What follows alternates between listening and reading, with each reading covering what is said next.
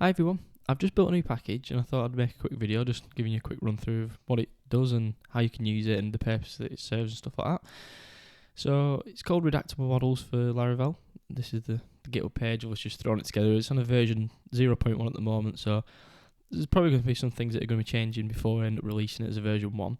But it's a package that you can use to redact, obfuscate, mask fields in your models in a consistent and easy way.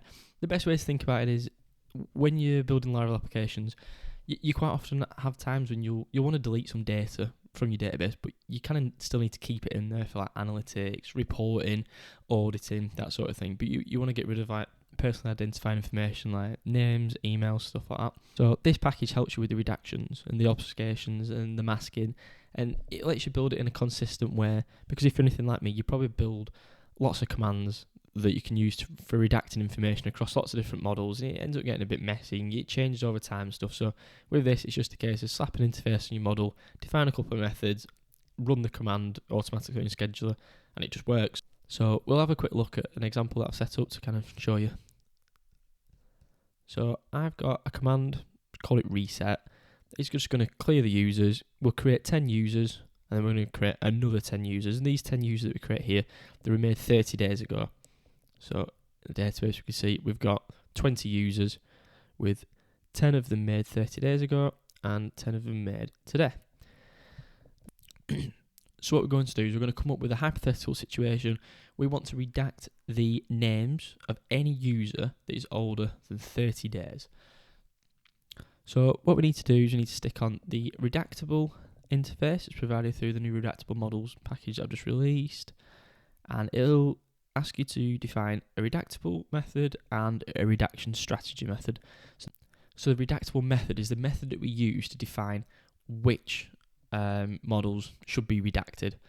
So in this case, we're saying that any user models that have a created at that's before or equal to 30 days ago, they should be redactable.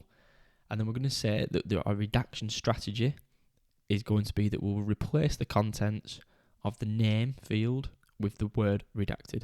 So redaction strategy is just a little sort of concept that I've come up with where we can have multiple types of strategies, and we're going to go through in a second. So if we just run the model redact command, which ships with the package, model redact, we've redacted 10 user models. So if we now go into our database, we should be able to see, there we are, the ones that are 30 days are older, not got redacted there.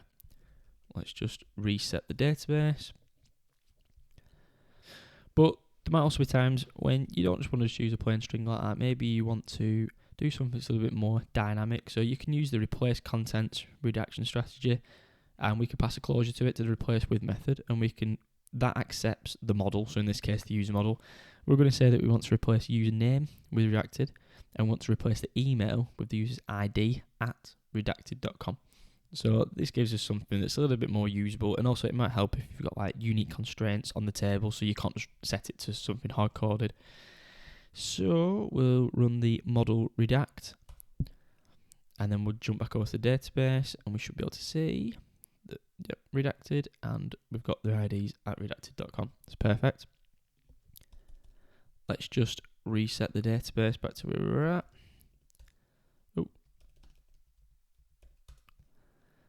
Another one that we've got is a hash contents strategy. It's another one that ships with the package, and it's just going to do an MD5 of the fields that you define. So in this case, the name and the email. So we'll go to art, model, redact, and there we are. We can see we've got an MD5 hash of it.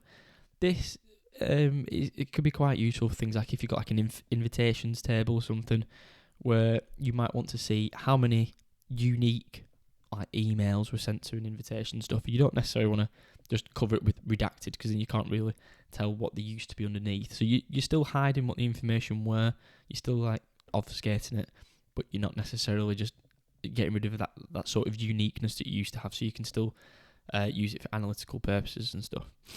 And the other strategy that it also ships with is the mask contents strategy. Now under the hood, this is just using the string mask method that ships with Laravel.